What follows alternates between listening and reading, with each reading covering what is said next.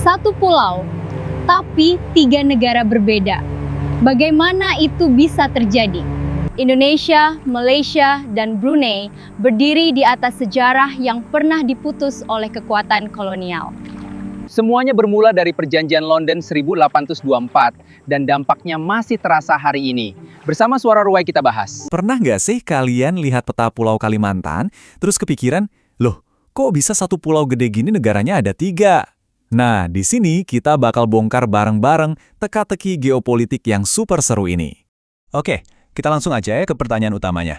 Gimana ceritanya sih Pulau Kalimantan atau Borneo bisa-bisanya kebagi jadi 3 negara? Indonesia, Malaysia, sama Brunei.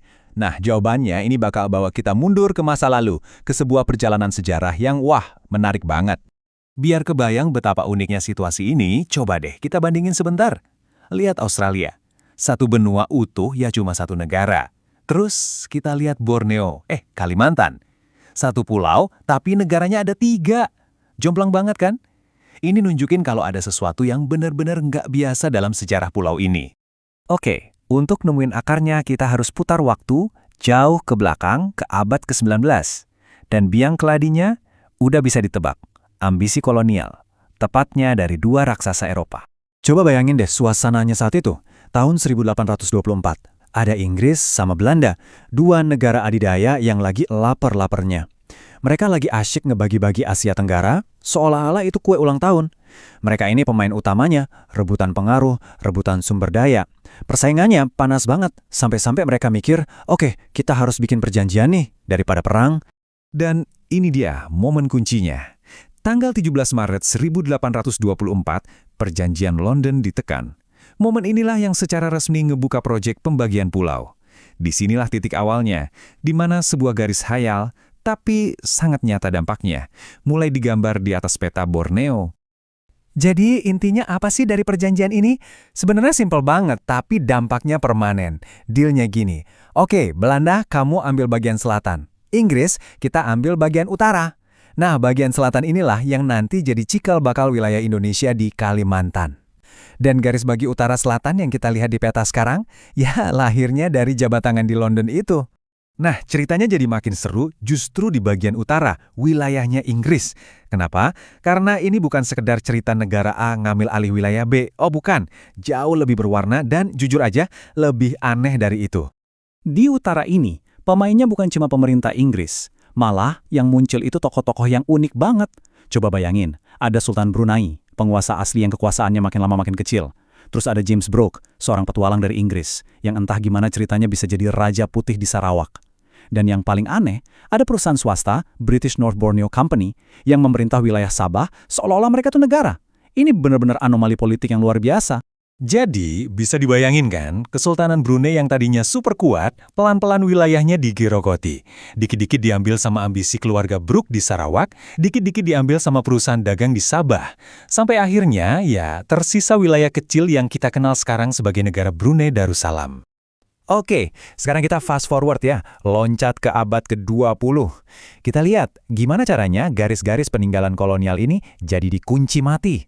Jadi perbatasan permanen yang membentuk negara-negara modern kayak sekarang. Ada 3 kejadian penting nih yang ngepatri perbatasan ini. Pertama, tahun 1963, Federasi Malaysia dibentuk. Sabah dan Sarawak yang tadinya wilayah Inggris gabung deh ke Malaysia. Kedua, muncullah konfrontasi. Presiden Soekarno waktu itu menentang keras, bilang kalau Malaysia itu cuma proyek boneka Inggris. Dan yang ketiga, pilihan Brunei. Kesultanan yang kaya minyak ini mikir, kayaknya lebih baik kita jalan sendiri aja deh. Mereka milih buat tetap jadi monarki independen. Oke, tadi kan kita ngomongin politik tingkat tinggi ya, soal perjanjian, raja, dan negara. Sekarang, gimana sih dampaknya buat orang-orang yang tinggal di sana? Yuk kita lihat realitas di lapangan. Kalau kita lihat dari angkanya aja, pembagiannya ini jomplang banget loh. Coba lihat, Indonesia itu dapat porsi paling gede, 73%, hampir 3/4 pulau. Malaysia kebagian 26%, ya sekitar seperempatnya lah. Nah, Brunei cuma 1%, kecil banget. Dan jangan salah ya, perbatasan ini tuh bukan cuma garis tipis di peta. Ini adalah batas fisik beneran yang panjangnya lebih dari 2.000 kilometer. Bayangin, 2.000 kilometer membelah hutan, sungai, bahkan komunitas. Skalanya itu masif. Tapi, nah ini nih yang menarik. Walaupun ada garis batas negara yang kaku, di lapangan tuh beda cerita. Kehidupan sehari-hari orang-orang di sana itu yang ngalir aja. Mereka bilang secara sosiologis, masyarakat di perbatasan itu tetap satu napas. Nyebrang negara buat ke pasar, buat sekolah, itu hal biasa. Ini bukti nyata kalau ikatan budaya dan hubungan antar manusia itu seringkali jauh lebih kuat daripada sekedar garis politik di atas kertas. Jadi kalau kita tarik kesimpulan, peta Borneo yang kita lihat hari ini itu ibarat sebuah mozaik. Setiap potongannya adalah hasil dari peristiwa-peristiwa besar di masa lalu. Kalau mau disingkat, ada 3 kekuatan utama yang ngebentuk Borneo modern. Pertama, jelas, deal-deal kolonial antara Inggris dan Belanda. Kedua, petualangan pribadi yang gila-gilaan dari orang-orang kayak James Brooke. Dan yang terakhir, semangat nasionalisme modern yang akhirnya mengunci perbatasan-perbatasan itu untuk selamanya. Nah, ini ninggalin kita sama satu pertanyaan yang bikin mikir. Coba deh kita berandai-andai. Seandainya dulu nggak ada campur tangan kolonial, kira-kira Borneo bakal kayak gimana ya sekarang? Apakah kesultanan-kesultanan lokal bakal bisa bersatu jadi satu negara besar?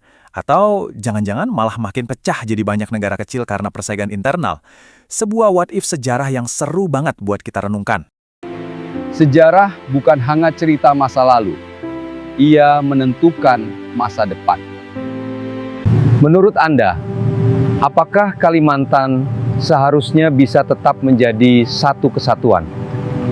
Tulis pendapat Anda di kolom komentar. Jangan lupa like dan subscribe masih bersama Suara Ruai.